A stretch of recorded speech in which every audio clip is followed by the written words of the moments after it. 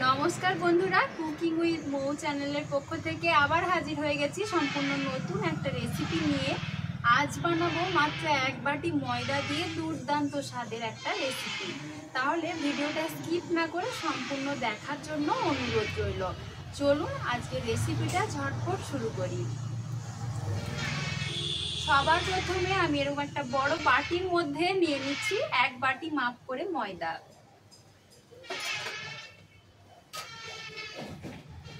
এই বাটিটার মাপ করে নিয়ে নিচ্ছি ময়দা।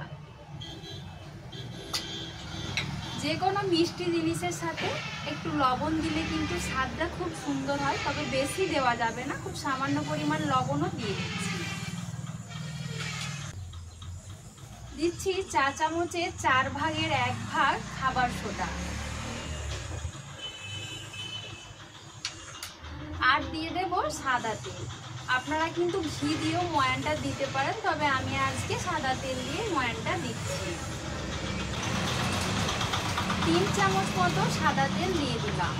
এবার শুকনো উপকরণগুলো হাত দিয়ে ভালো করে প্রথমে মিশিয়ে নিতে হবে। দেখুন বন্ধুরা, ময়ানটা ঠিক সুন্দর করে দিয়ে দিয়েছি। এবার নর্মাল রুম টেম্পারেচারে থাকা জল অল্প অল্প করে দিয়ে ভালো করে মেখে নিচ্ছি।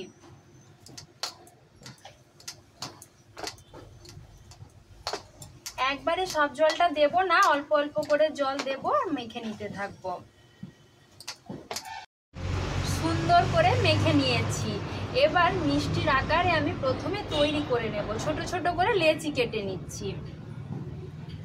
আমি আজ বানাবো দোকানের মতো চমচম মিষ্টি। তাহলে দেখুন কিভাবে বানাচ্ছি। বানানো কিন্তু ভীষণ সহজ, যে কেউ বানিয়ে নিতে পারবেন। আর আমি চেষ্টা করব খুবই সহজভাবে রেসিপিটা আপনাদের সামনে তুলে ধরার, যাতে আপনারা সবাই রেসিপিটা দেখে বাড়িতে বানাতে পারেন।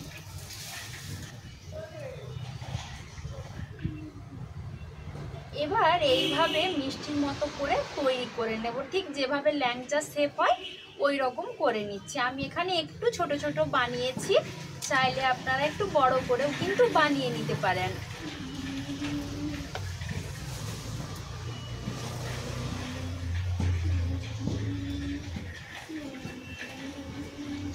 বানানো তো ভীষণই সহজ। হাত দিয়ে এইভাবে একটু চেপে দিয়ে তারপর ল্যাংচার মতো তৈরি করে নিলেই হবে।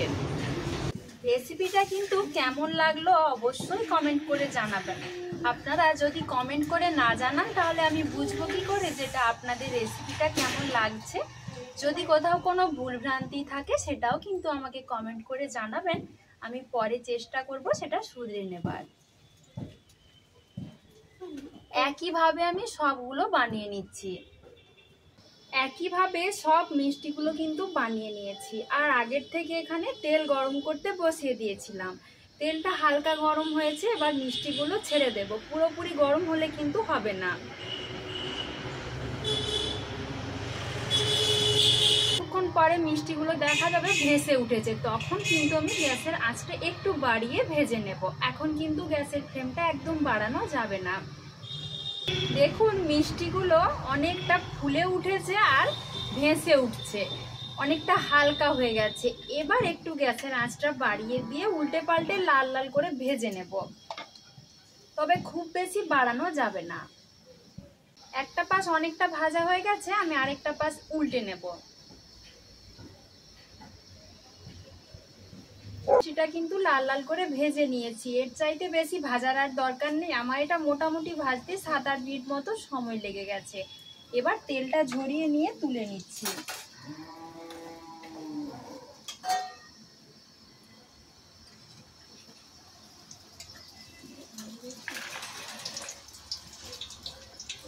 দেখছেন মিষ্টিটা কতটা ফুলে উঠেছে, কি সুন্দর একদম দোকানের মতো মিষ্টিগুলো বানানো হয়েছে।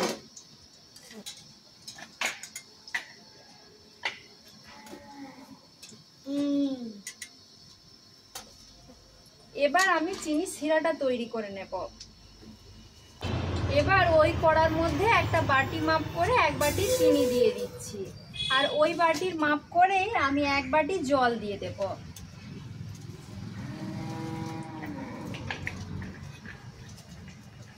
এক বাটি জলও দিয়ে দিচ্ছি। তার সাথে ফ্লেভারের জন্য একটা ছোট এলাচ থেতো করে রেখেছিলাম, সেটাও দিয়ে দেব। এবার চিনি আর জলটা ভালো করে একটু মিশিয়ে ফুটতে দেব। চিনিটা আর জলটা কিন্তু পুরোপুরি মিশে গেছে, একটুক্ষণ অপেক্ষা করব। এখানে কিন্তু কোনো তার বিশিষ্ট শিরার প্রয়োজন হয় না, চিনিটা গলে গেলেই হবে। এবার ভেজে রাখা মিষ্টিগুলো আমি দিয়ে দিচ্ছি।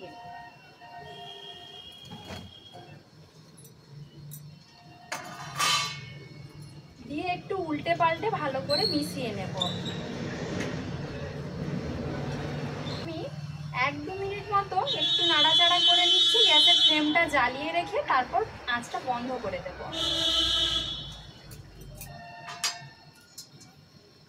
এবার আমি গ্যাসের ফ্লেমটা বন্ধ করে দিচ্ছি।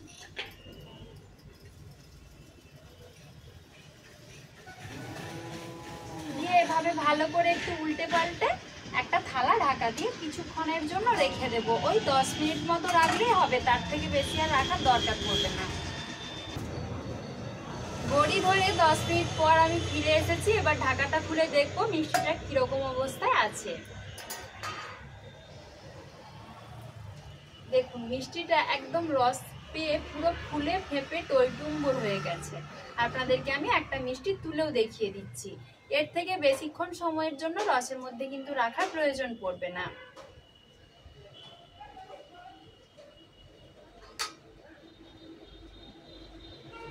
দেখুন মিষ্টিটা কতটা নরম হয়েছে তা তো আপনারা আশা করি দেখেই বুঝতে পারছেন।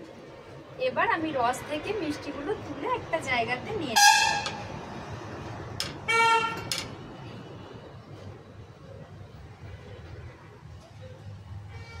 মিষ্টিগুলো রসের মধ্যে রেখে দিলে মিষ্টিগুলো অনেক নরম হয়ে যাবে, তখন আবার খেতে ভালো লাগবে না।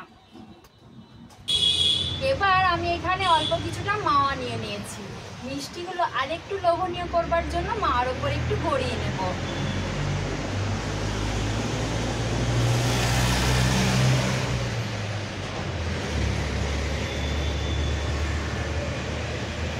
যদি হাতের কাছে থাকে তো দেবেন, তা না হলে না দিলেও হবে, তবে দিলে কিন্তু দেখতে খেতে দুটোই বেশ লোভনীয় লাগে।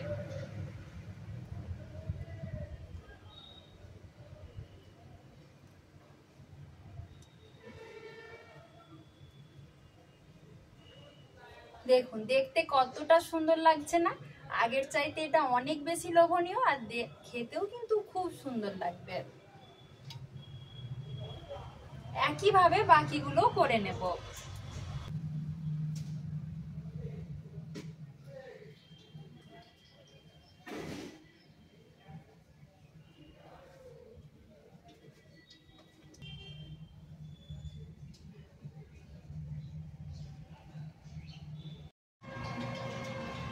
তাহলে দেখলেন তো বন্ধুরা, চমচম মিষ্টি বানানো কতটা সহজ। মাত্র 1 কাপ ময়দা দিয়ে বানিয়ে নেওয়া যায়। আমার আজকের রেসিপিটা কেমন লাগলো আমাকে অবশ্যই কমেন্ট করে জানাবেন। আর যদি আমার চ্যানেলে নতুন বন্ধু হন তাহলে প্লিজ চ্যানেলটা সাবস্ক্রাইব করে আমার পাশে থাকবেন, যাতে প্রতিদিন এরকম নতুন নতুন রেসিপির আপডেট আপনারাও পেতে পারেন। আজকের মতো এই পর্যন্ত, আবার হাজির হয়ে যাব নতুন কোনো রেসিপি নিয়ে। সবাই ভালো থাকবেন, সুস্থ থাকবেন। ধন্যবাদ।